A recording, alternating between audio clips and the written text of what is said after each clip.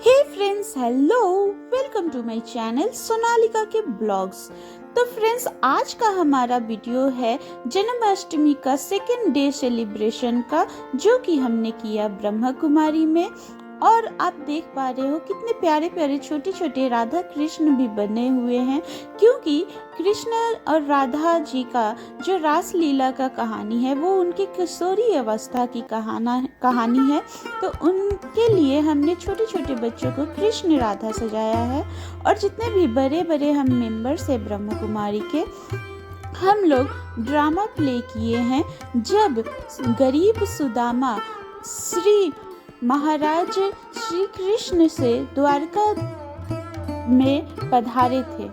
तो ये सुदामा द्वारका के द्वारपाल से याचना कर रहे हैं कि मुझे कृष्ण से मिलना है, लेकिन यहाँ पे द्वारपाल सुदामा के हालत को देखते हुए इस बात का विश्वास नहीं कर पा रहे हैं कि वह महाराज श्री कृष्ण के मित्र हैं। लेकिन सुदामा बार बार कह रहे हैं कि वो उनके परम मित्र हैं। तो इसी बात पे द्वारपाल देख रहे हैं कि उनके तो जामा भी फटे हुए हैं, न पैरों में चप्पल है, छाले पड़े हुए, फिर भी वो भगवान श्री कृष्ण को जाके बताते हैं कि आपसे मिलने कोई अत्यंत दरिद्र ब्राह्मण आया है, जो कि आप अपने आप को आपका परम मित्र बताता है। तो इसकी बातें द्वारपाल को पागलों जैसी लगती हैं। तो वो कृष्ण से जाके बताते हैं कि कोई परदेसी पागल उनसे मिलने आया है। इस बात पे श्री कृष्ण भगवान बोलते हैं कि ब्राह्मणों को हमसे मिलने के लिए अनुमति लेने की तो कोई आवश्यकता नहीं है, और गरीब, दरिद्र और परदेसी होना पागल होने की निशानी तो नहीं है। और इस पे द्वारपाल को समझाते हुए वह कहते हैं कि उन्हें आने दिया जाए। और जैसे ही वो सुनते हैं कि उस ब्राह्मण ने अपने आप को श्री कृष्ण का परम मित्र बताया है, श्री कृष्ण भगवान समझ जाते हैं कि यह और कोई नहीं, सुदामा ही आए होंगे।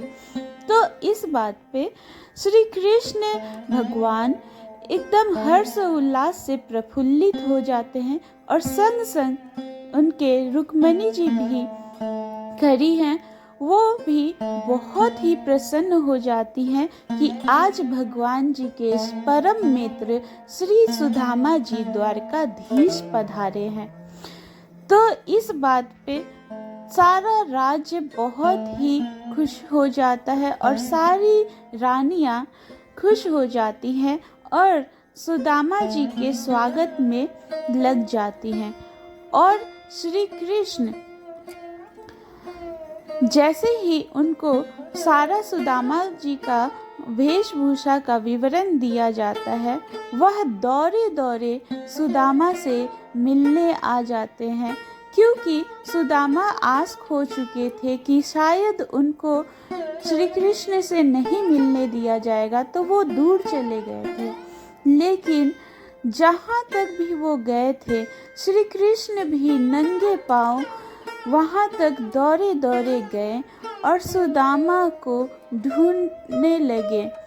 और सुदामा को ढूंढ के जब वो राज्य में भटक रहे थे, उनके भी पैरों में बहुत सारे कंकड़ पत्थर चुभे और वो सुदामा से मिल गए। और उन्हें अचंभा हुआ कि सुदामा मुझसे मिले बिना ही चले जा रहा था। तो उन्होंने अपनी मित्रता का आश्वासन दिया सुदामा को, और बताया कि उनके दिल में कितना प्रेम है सुदामा के लिए।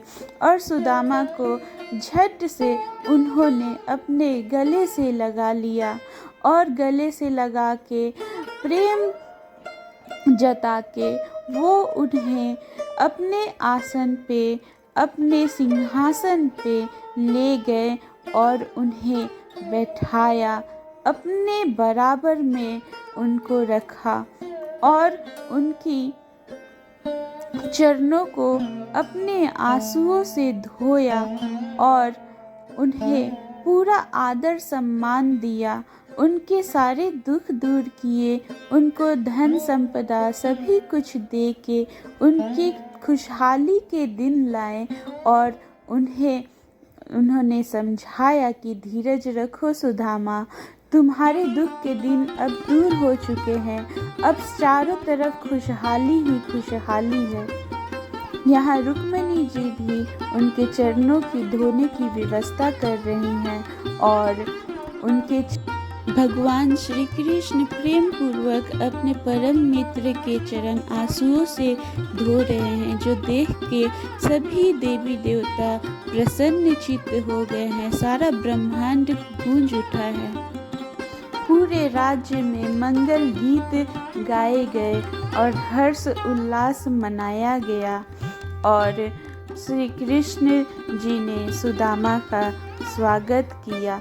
और ऐसे ही हमारा प्ले ओवर हुआ और लास्ट में, क्योंकि आज हमारा जन्माष्टमी सेलिब्रेशन का लास्ट दिन था, तो हम सभी ने बहुत मस्ती की और लास्ट में भजन चला के कान्हा जी के भजन पे हम बहुत नृत्य किए और आनंद लिए जन्माष्टमी का। ये एक और कान्हा जी सजे हुए हैं, इनके साथ मैं नृत्य कर रही हूँ। एक्चुअली ये एक लेडी हैं और ये बहुत ही सज्जन महिला है और इनके साथ बहुत आनंद आया हमें। और हम सभी ने, जितने भी रानियां बने थे, हम सभी ने नृत्य किया, पूरा जन्माष्टमी के प्रोग्राम का आनंद लिया। और यहाँ पे हमने राधे कृष्ण जी के तरह और रुक्मिणी और कृष्ण जी की तरह छवि खिंचाए और ऐसे ही अपने सेलिब्रेशन को पूरा किया। और हमारे नेक्स्ट वीडियो के लिए जुड़े रहें हमारे चैनल से।